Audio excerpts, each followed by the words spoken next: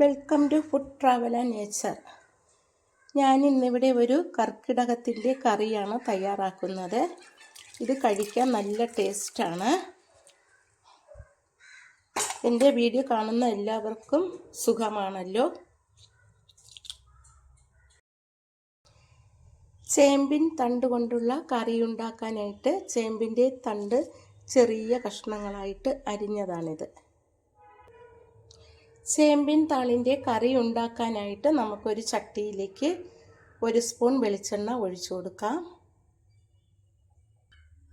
എണ്ണ ചൂടാകുമ്പോൾ അതിലേക്ക് 1/2 സ്പൂൺ കടുക് ഇട്ട് കൊടുക്കാം. കടുകെല്ലാം പൊട്ടിക്കഴിയുമ്പോൾ അതിലേക്ക് ചെറിയ ഉള്ളി അരിഞ്ഞതും 2 വറ്റൽമുളകും ഇട്ട് കൊടുക്കാം. ഒരു കൊത്ത് കറിവേപ്പിലയും കൂടി അതിലേക്ക് നമുക്ക് ഇട്ട് കൊടുക്കാം. എന്നിട്ട് ഇതൊന്ന് ഇളക്കി കൊടുക്കാം. ഉള്ളിയും മുളകും എല്ലാം മൂത്ത് വന്നു. ഇത് നമുക്ക് കുറച്ച് കോരി മാറ്റി വയ്ക്കാം.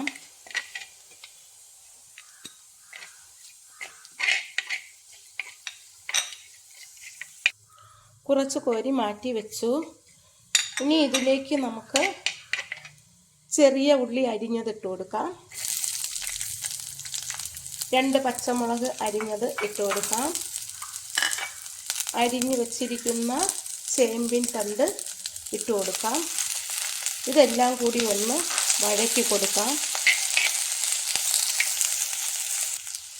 കുറച്ച് ഉപ്പ് പൊടി കൂടിയിട്ട് വഴറ്റിയെടുക്കാം.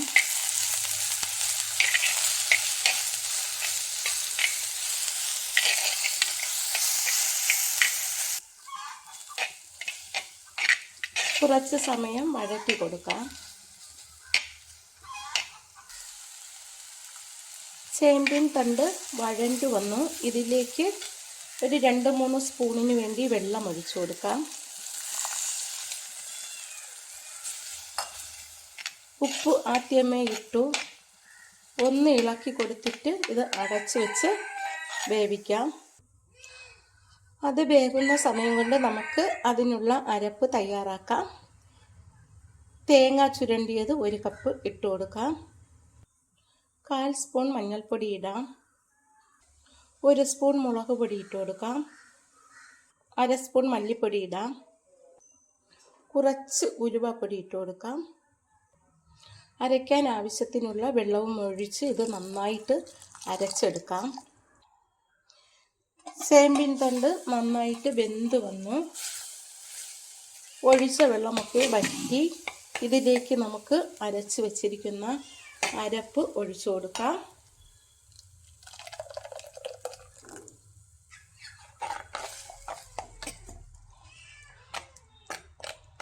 പുളിപ്പിന് വേണ്ടിയിട്ട് കുറച്ച് പുളിവെള്ളം ഒഴിച്ചു കൊടുക്കാം. പുളിപ്പ് കൂടരുത്, ആവശ്യത്തിന് ഒഴിച്ചാൽ മതിയാകും. ഇനി നമുക്കിതൊന്ന് ഇളക്കി കൊടുക്കാം. കുറച്ച് വെള്ളം കൂടി ഒഴിക്കാം. മിക്സി ഒന്ന് കഴുകി ഒഴിച്ചു കൊടുക്കാം. കുറച്ച് ഉപ്പ് പൊടി കൂടി ചേർത്തിട്ട് ഇളക്കി കൊടുക്കാം.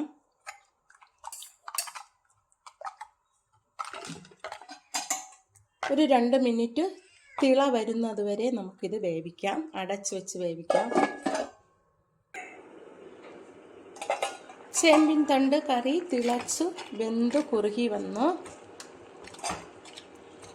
ഇത് കർക്കിടകത്തിൽ കറി വെച്ച് കഴിക്കുന്നത് വളരെ നല്ലതാണ്.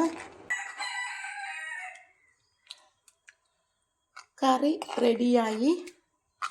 ഇതുപോലെ എല്ലാവരും ട്രൈ ചെയ്ത് നോക്കണം. എൻ്റെ ഈ വീഡിയോ ഇഷ്ടമായെങ്കിൽ ആദ്യമായി കാണുന്നവരെല്ലാം എൻ്റെ ചാനൽ സബ്സ്ക്രൈബ് ചെയ്യണം, സപ്പോർട്ട് ചെയ്യണം. Thank you. ഇതിലേക്ക് നമുക്കിനി കടുക് താളിച്ചത് ഇട്ട് കൊടുക്കാം.